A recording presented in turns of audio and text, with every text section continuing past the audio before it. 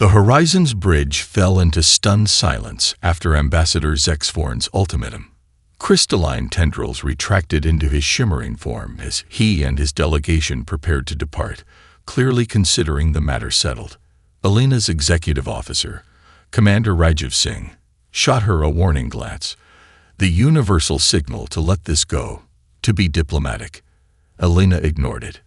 "Ambassador," she said, her voice cutting through the tension like a blade. "You're making a grave miscalculation." The crystalline being paused, facets of his form refracting light into prismatic patterns across the bridge. His translator emitted a sound like chimes being struck. "Calculation. There is no calculation required, Captain Reyes. Your species has been thoroughly analyzed and categorized. Your biological efficiency rating alone has nothing to do with our capacity for adaptation," Elena interrupted, rising from her command chair. The movement sent a jolt of phantom pain through her missing arm. The prosthetic replacement, a marvel of human engineering, gleamed under the bridge lights. "You've studied our history." "Superficially," Zexvorn admitted. "Your wars, your disasters, your resilience, despite your inefficiencies." Elena approached the alien delegation, noting how the guards tensed, if crystalline beings could tense. "Then you've seen that we've survived asteroid impacts, ice ages, plagues, and our own destructive tendencies." She tapped her prosthetic arm against her organic one with a metallic clink. "I lost this arm in the Bangladesh floods of 2036. Over 8 million people died when the sea levels rose. We adapted. We rebuilt.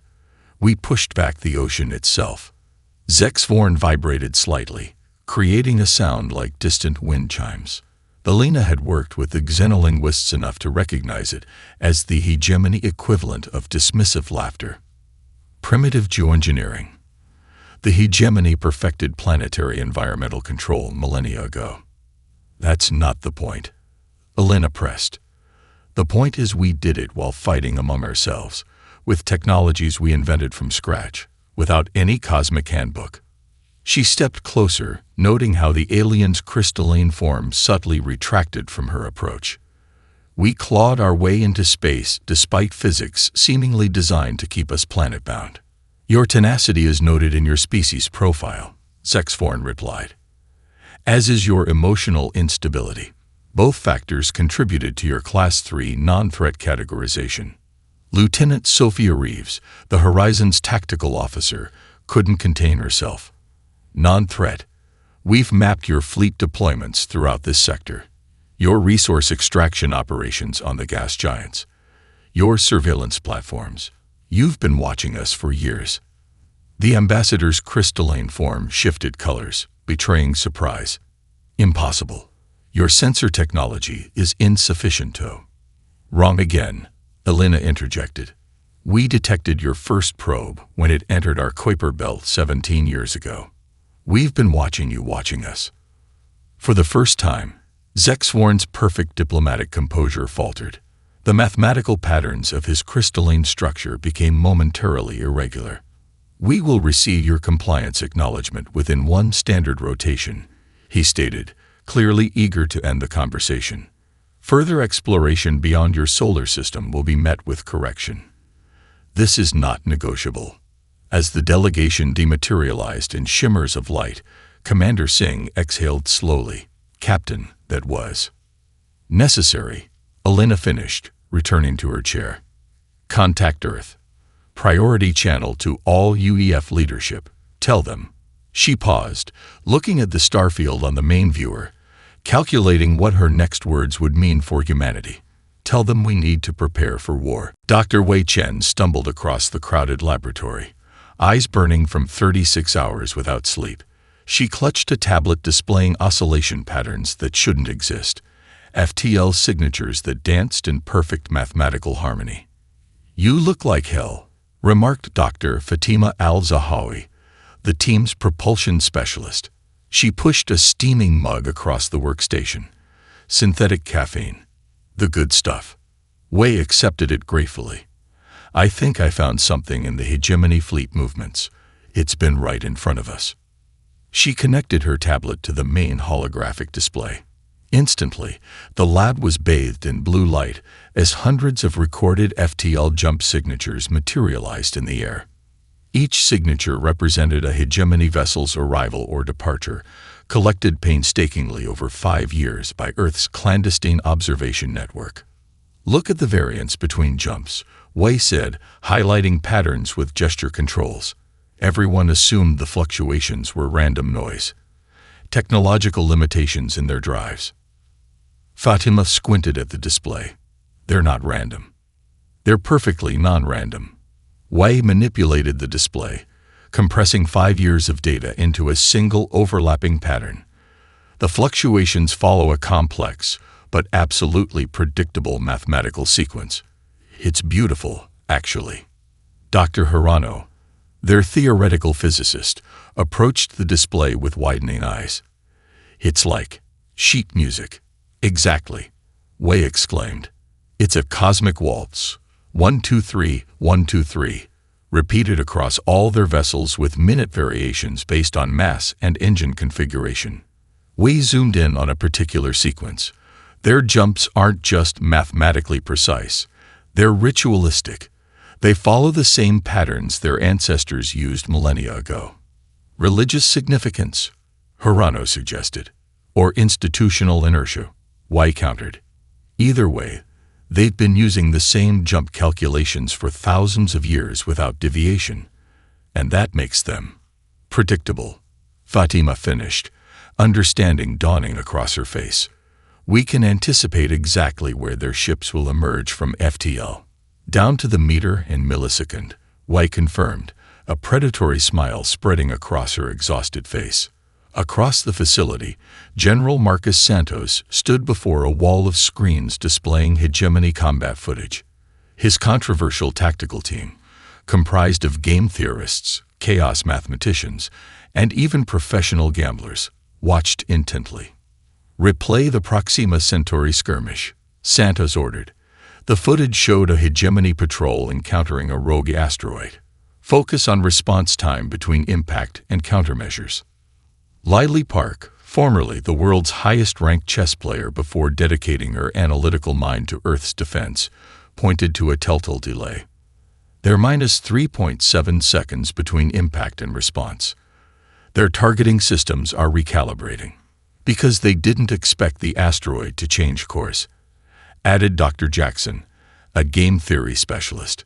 "Their whole combat doctrine assumes rational actors making optimal choices." Santos nodded grimly. "They expect enemies to protect high-value assets, minimize casualties, and retreat when outgunned." "Standard game theory," Jackson agreed. "But if we apply mixed strategy equilibrium and deliberately introduce suboptimal choices, we become unpredictable," Santos finished. "Their targeting systems will constantly recalibrate, creating exploitable delays." Lily's eyes gleamed. "In chess, sometimes sacrificing your queen is the winning move, if your opponent can't conceive you'd make such a seemingly irrational choice." Santos turned to the room's central holotable, where a prototype of a new weapon system took shape, one designed specifically to exploit the hegemony's rigid tactical assumptions. "Our strength isn't technology," he told the team. "It's our capacity for beautiful irrationality. We'll win this war by breaking every rule they think we must follow." On his cloaked observation platform, senior observer Krelvox made his final notes before scheduled withdrawal.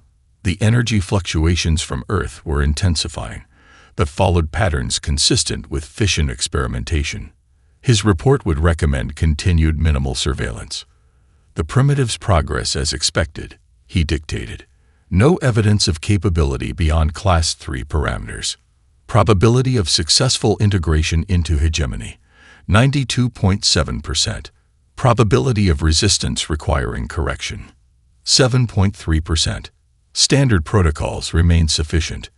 He closed the observation log with a sense of professional satisfaction. After all, the science of species development had been perfected millennia ago. The humans would follow the same path as all the others before them. The mathematical certainty was comforting. Admiral Kraz-Torin watched in stunned disbelief as the tactical display updated with impossible information.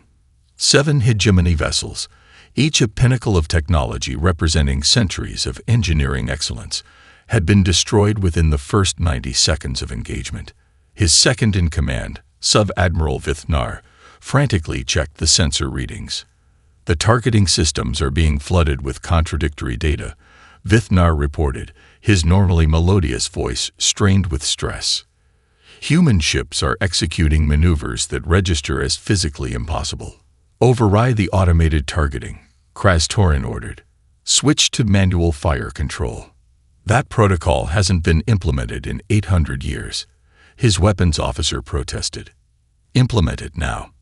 On the main view screen, Kraz-Torin watched as a human vessel, little more than a retrofitted mining craft with hastily attached weapon systems, corkscrewed through space on a direct collision course with the flagship. Its hull glowed red from the stress of acceleration that should have killed any biological pilot. Target that vessel, he commanded. Targeting systems cannot establish lock, the weapons officer replied. The approach vector keeps registering as a statistical anomaly. It's coming straight at us. How is that an anomaly? The system believes it's a sensor ghost. No rational pilot would approach at that vector and acceleration. Kraz-Torin slammed his appendage against his command console. Fire manually. Full forward batteries. The flagship's weapons finally discharged, filling space with deadly energy. The human vessel made no attempt to evade. Instead, it slightly adjusted its trajectory to take the brunt of the assault on what appeared to be reinforced sections of its hull. Damage assessment, Kraz-Torin demanded. 70% of our fire impacted their forward shields. Their hull is compromised, but they're still operational and still on collision course. The Admiral's facial membranes darkened with the hegemony equivalent of disbelief. No commander sacrifices shield integrity intentionally. It defies all tactical doctrine. Aboard the UEF Dauntless, the renamed mining vessel, now serving as a strike craft, Lieutenant Commander Maya Wong fought against crushing forces as she manually guided the ship through maneuvers no autopilot would ever attempt. Blood vessels had burst in both eyes, rendering her vision a red haze, but still she gripped the controls. Shields at 17%, her systems officer called out, voice distorted by the same forces crushing Wong against her seat. Hull breach in sectors 5 through 8, ceiling bulkheads holding. Status of the package. Wong managed to ask through gritted teeth. Ready for delivery. 60 seconds to optimal deployment range. Wong's bloodied smile was feral. The package. A prototype gravitational disruptor developed from Dr. Chen's research. Only needed to get close enough to the hegemony flagship to destabilize its precisely calibrated systems. All power to forward engines, she ordered. Divert life support if necessary. Commander, Thaddeus. I know what it'll do, Wong cut him off. Just make sure the package deploys. On the hegemony flagship, panic was setting in. An emotion almost forgotten by a species accustomed to millennia of military dominance. 30 seconds to impact, Vithnar reported. Evasive pattern Theta 7, Kraz-Torin ordered. The human vessel is matching our course changes. It's anticipating. Impossible. They cannot predict our evasion algorithms. But the evidence was unmistakable. Somehow, these primitives had decoded evasion patterns unchanged since the third galactic standardization. Incoming transmission from the human vessel, the communications officer announced. Kraz-Torin hesitated only briefly. Put it through. The view screen flickered to show a human female, her face streaked with blood from ruptured capillaries, teeth bared in what the Admiral recognized as a dominance display. Admiral, Lieutenant Commander Wong rasped, your textbook needs updating. The transmission cut as the human vessel executed a final thrust, coming within optimal range of the flagship. Instead of the expected impact, the smaller craft suddenly ejected a spherical device that attached to the hegemony ship's hull. Unknown device attached to our primary hull. the sensor officer shouted, energy signature rising. Kraz-Torin felt his command chair vibrate as the device activated. Throughout his mighty vessel, precisely calibrated quantum fields began to desynchronize. FTL drives went offline. Artificial gravity fluctuated wildly. And worst of all, shield frequencies, maintained with perfect mathematical harmony for optimal protection, collapsed into discord. All vessels, he broadcast to his remaining fleet, the humans understand our systems. Retreat is our only logical. The rest of his transmission was lost as 3 more human vessels, their hulls scorched and battered but weapons still functioning, emerged from the electromagnetic chaff clouds surrounding the flagship.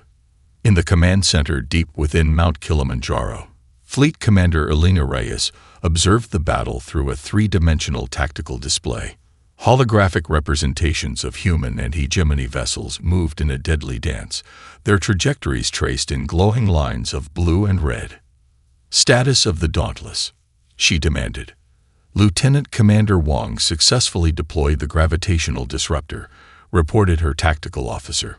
"But the Dauntless has suffered critical damage. Life support failing." Elena's organic hand clenched into a fist. She had personally selected Wong for this mission, knowing it might be one way. Begin rescue operations the moment there's an opening. Deploy the electromagnetic chaff as planned. Across the command center, officers coordinated Earth's desperate defense. Many had been enemies just 5 years earlier. Chinese, American, Russian, Indian, now united against an existential threat. The room fell into hushed silence as Dr. Wei Chen entered, accompanied by a team of physicists wheeling in a device that resembled a particle accelerator core compressed into a 3-meter sphere. "Is that thing going to work?" Elena asked, not bothering with pleasantries. Wei's exhausted eyes met hers. 68% chance of success. 32% chance we crack the planet. "Those are better odds than we have otherwise," Elena replied grimly. "Proceed." Wade nodded to her team, who began the activation sequence. The device hummed to life, its superconducting shell beginning to glow with an unearthly blue luminescence. The sound it produced started as a low vibration that gradually increased in pitch and intensity, causing nearby water glasses to vibrate, then shatter. Gravitational pulse in 3, 2, 1. Wei closed her eyes as she pressed the activation control. For a moment, nothing seemed to happen. Then every screen in the command center flickered. Gravity itself seemed to hiccup, causing everyone to momentarily feel weightless before crashing back to the ground. "Status report," Elena demanded, pulling herself back into her chair. The sensor officer stared at his readings in disbelief. It worked.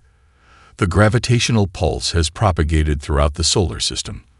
All hegemony FTL drives are offline. They're trapped. A ragged cheer went up from the staff. But Wei looked ill. "That wasn't supposed to happen," she whispered. "The effect was meant to be localized." "What do you mean?" Elena asked. "The pulse didn't just disable their drives in our solar system," Wei explained, horror dawning on her face.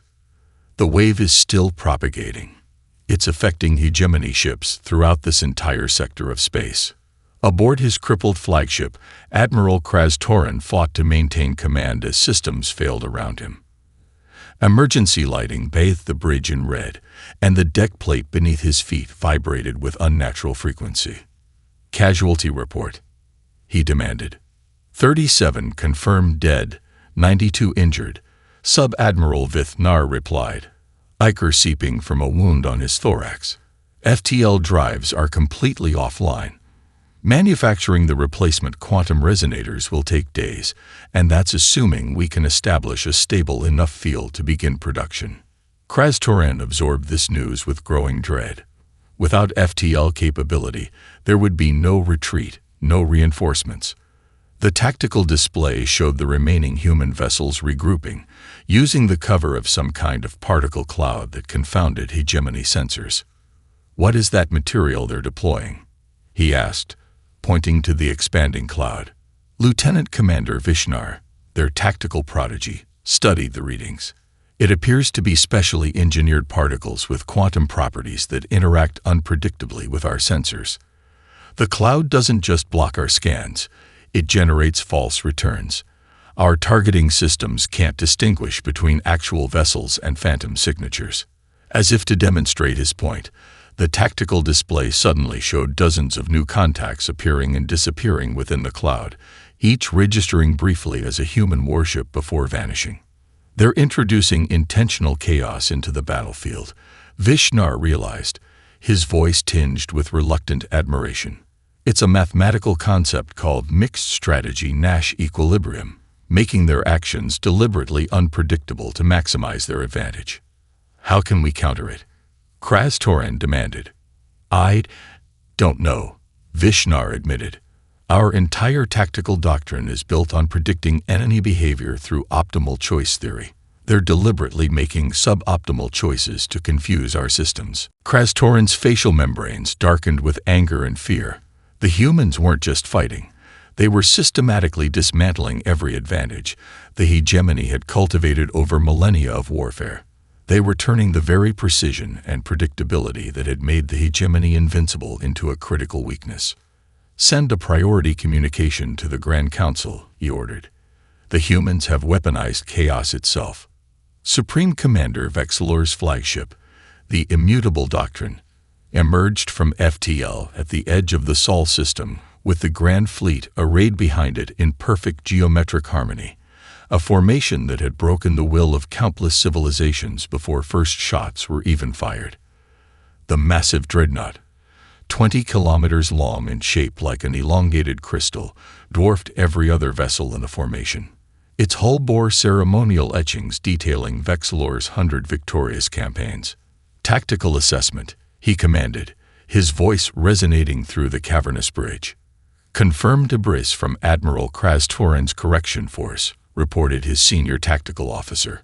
43 vessels lost. 7 human vessels destroyed. Energy readings indicate ongoing battles in the inner system. Vexilor's inner membranes pulsed with displeasure. Losing even one vessel to a Class 3 species was unprecedented. Losing 43 was incomprehensible.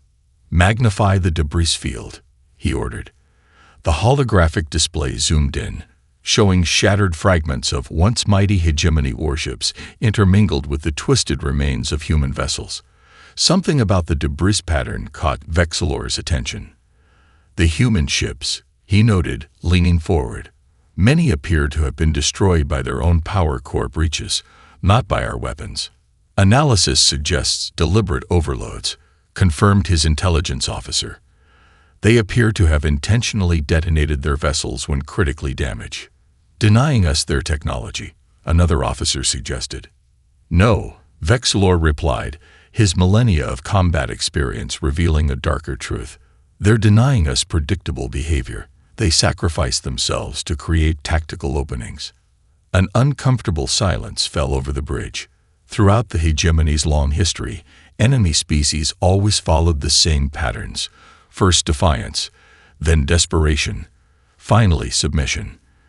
This calculated self-sacrifice as tactical doctrine was something new. Open a channel to their leadership, Vexilor commanded. Let us see what manner of beings command such loyalty.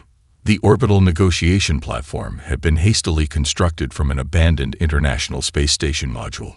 Inside, UN Secretary-General Amara Okafor straightened her simple blue uniform one final time before the hegemony delegation arrived. Despite standing barely 160 centimeters tall, she possessed a gravitational presence that had unified Earth's fractious nations in the face of extinction. Beside her, General Santos studied the tactical display, showing the overwhelming hegemony force now in orbit. His battle-scarred face betrayed nothing of the desperate calculations running through his mind. 300 ships, he noted quietly, each technologically superior to anything we have. Yet here they are, requesting a meeting rather than beginning bombardment. Okafor replied. We've confused them, Marcus. That gives us leverage. A flash of light announced the materialization of the hegemony delegation. Supreme Commander Vexilor towered over the humans, his massive frame requiring him to stoop under the station's ceiling. His exoskeleton gleamed with ceremonial medals and campaign markings. Behind him stood a collection of alien specialists, xenopsychologists, tactical advisors, and communication experts. Supreme Commander Okafor greeted him with a respectful nod that stopped deliberately short of a bow. "I am Secretary General Amara Okafor of the United Earth Government." Vexilor studied her with compound eyes that had witnessed the submission of 17 species. "You command these forces." The translator couldn't quite mask his incredulity at her diminutive size. "I represent Earth's unified government," she replied. "General Santos commands our defense forces." Vexilor's attention shifted to the scared man. Now this specimen made more sense, a warrior bearing the marks of battle. "Your tactics are unorthodox," Vexilor stated. "Admiral Kraz-Toran reports that your forces deliberately sacrifice themselves, that you employ mathematical chaos as strategy. We call it asymmetric warfare," Santos replied evenly, "using our strengths against your weaknesses." Vexilor's mandibles clicked in what might have been amusement. Weakness. The Grand Fleet represents the pinnacle of hegemony military might. 300 warships stand ready to reduce your world to molten slag. Yet here you are, talking. Okafor interjected smoothly. Curious behavior for those holding such overwhelming advantage. For a brief moment, Vexilor's composure slipped. These humans didn't behave like any conquered species should. Their leaders showed neither fear nor desperate bravado. They spoke as equals despite standing before the military might that had subjugated a quarter of the galaxy. "You have fought with unexpected effectiveness," Vexilor acknowledged. "The hegemony is prepared to offer lenient terms of surrender in recognition of your species' potential value." Okafor smiled thinly. "We're not here to discuss our surrender, Commander." She activated a holographic display showing a detailed proposal. "We're here to discuss mutual cooperation, technology exchange, and Earth's recognition as a sovereign power." Vexilor stared at the display in genuine confusion. According to every psychological profile of dominated species, these humans should be begging for survival, offering servitude in exchange for mercy. Instead, they proposed alliance. "As equals." "Perhaps my translator is malfunctioning," he said. "You face the Grand Fleet. Your defeat is mathematically certain. Yet you propose partnership." The lunar base's secure meeting chamber had been designed for confidentiality, its walls embedded with quantum dampening fields to prevent any form of surveillance. Inside, General Santos studied Ambassador Thelnax with carefully concealed fascination. The Nexari representative's translucent skin revealed complex internal organs that pulsed with bioluminescence, patterns shifting in what Santos recognized as emotional signaling. "Your proposal is unexpected," Santos said carefully. "The Nexari have been hegemony members for over 3,000 years. Thelnax's skin flashed patterns of dark blue and purple, amusement tinged with bitterness. "Members is a generous term, General. Subjects would be more accurate." Her voice was melodious, produced by specialized air sacs, vibrating within her elongated torso.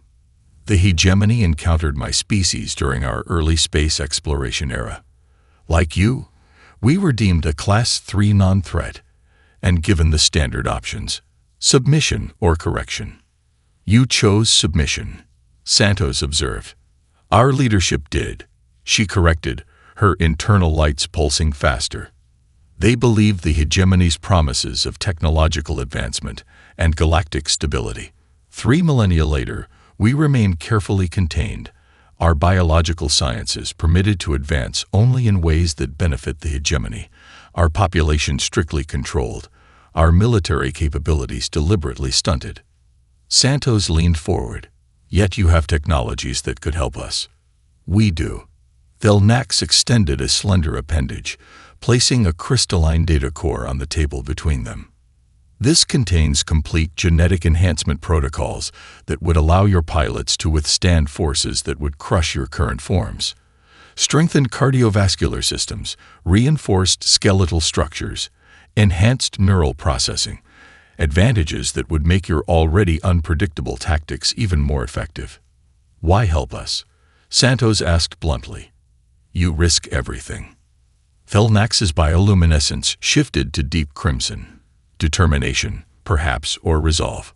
Because in 5,000 years, no species has battled the hegemony as effectively as yours.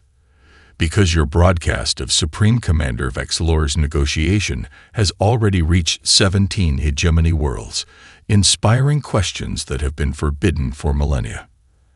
And because she hesitated, her lights dimming momentarily before pulsing with renewed intensity. Because my people have a saying, the first light reveals all paths. You humans are that first light in a very long darkness. 3 days later, in the same secure chamber, Commander Rockthar of the Dorlath slammed his ceremonial blade into the conference table, embedding it deep into the metal surface. Standing over 2 meters tall, with scaled skin and a powerful reptilian tail, he cut an intimidating figure even among his own militaristic species. The hegemony grows soft, he growled, sharp teeth gleaming under the artificial lights. 10,000 years of uncontested supremacy breeds complacency. Santos regarded the massive alien warrior cautiously.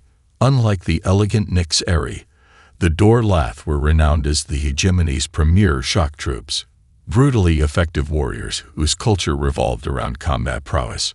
Your tactics, Rockthar continued, gesturing with a clawed hand, would be considered dishonorable by hegemony standards.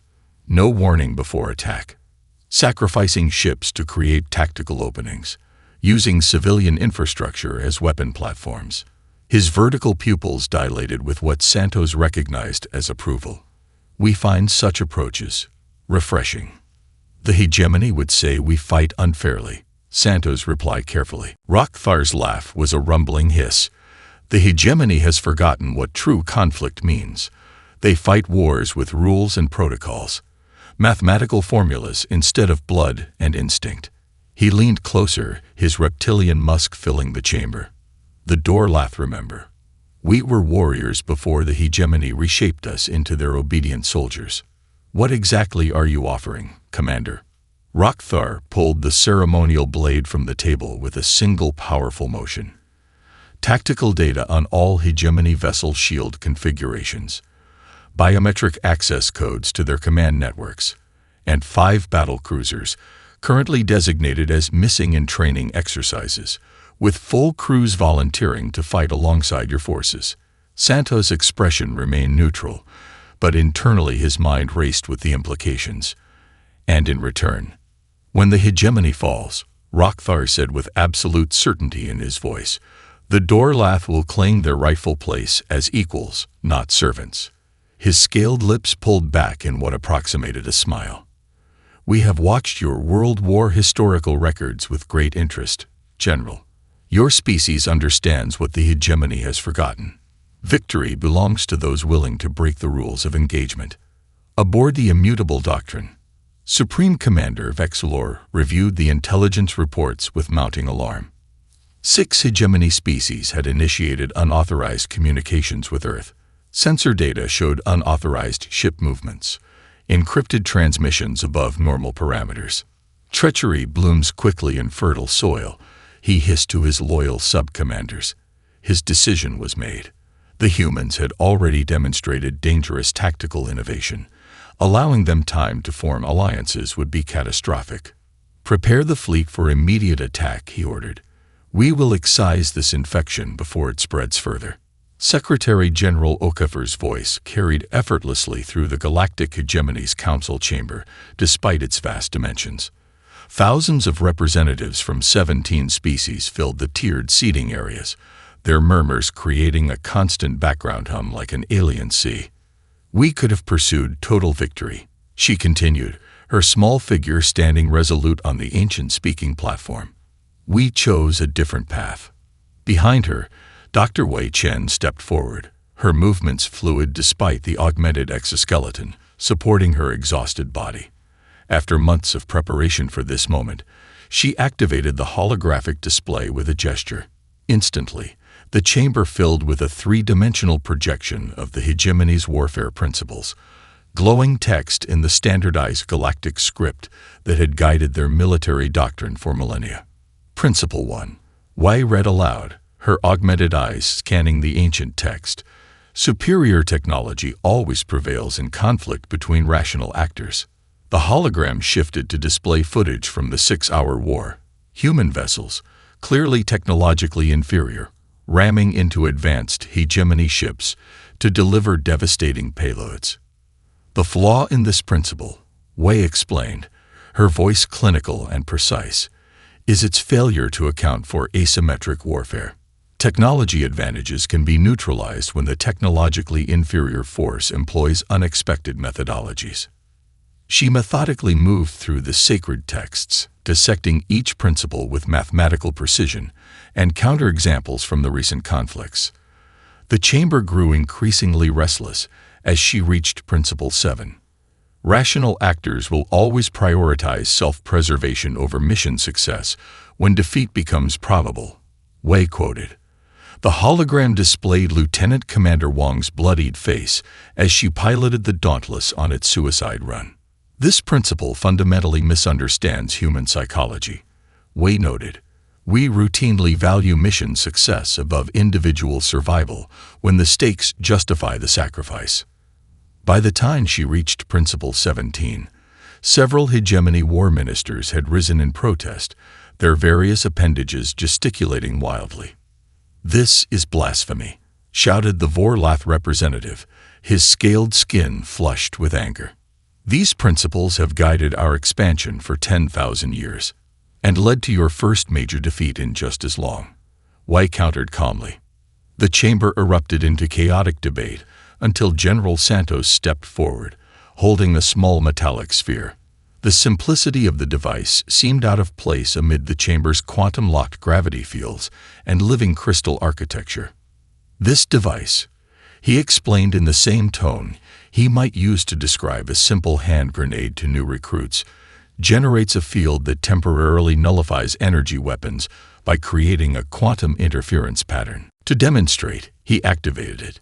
Immediately, the ceremonial energy weapons carried by every hegemony guard in the chamber flickered and died. Panic swept through the assembly as species accustomed to absolute military superiority suddenly found themselves vulnerable. Santos deactivated the device, allowing the weapons to repower. "We could have deployed this technology during the 6-hour war," he noted. "We chose restraint." Amid the uproar, a clear, resonant tone cut through the chaos like crystal struck by metal.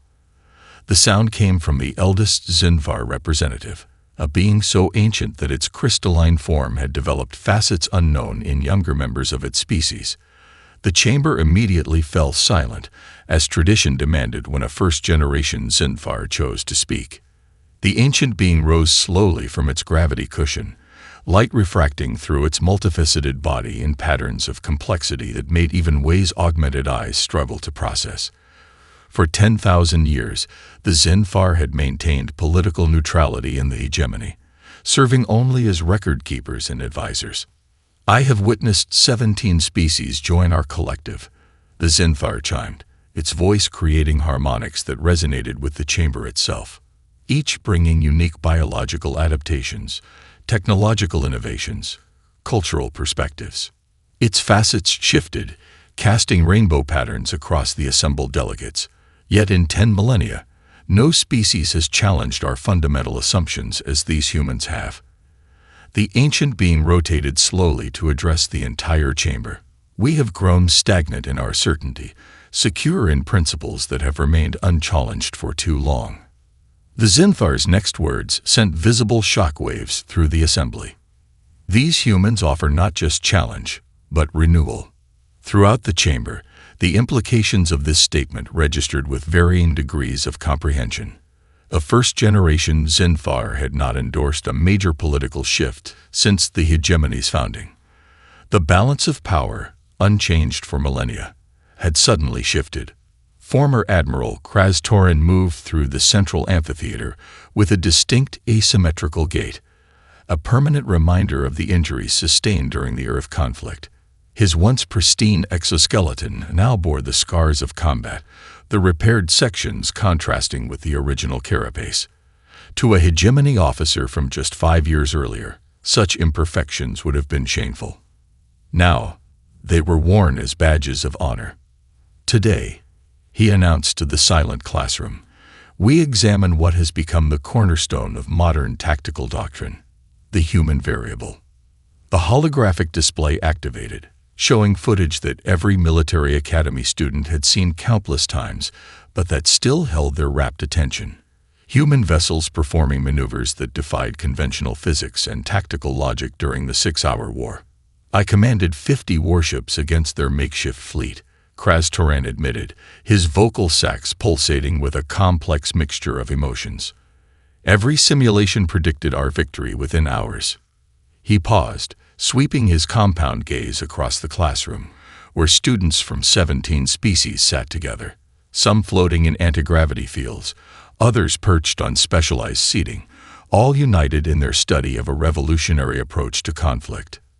Every simulation was wrong, he continued, because every simulation was built upon assumptions that humans systematically invalidated. He magnified a section of the display, focusing on a particular human vessel, a mining ship hastily converted for combat.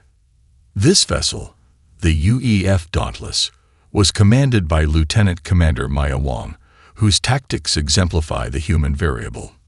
Observe how she repeatedly makes decisions that our doctrine classified as irrational or suicidal. Yet these decisions created openings that led to the destruction of 7 hegemony capital ships. A Dorlath cadet raised a scaled hand. Admiral, how do we calculate the human variable in our tactical equations? Kraz-Toran's mandibles clicked in what the students now recognize as laughter. That, he replied, is precisely what makes it valuable. You cannot. The class murmured as he continued.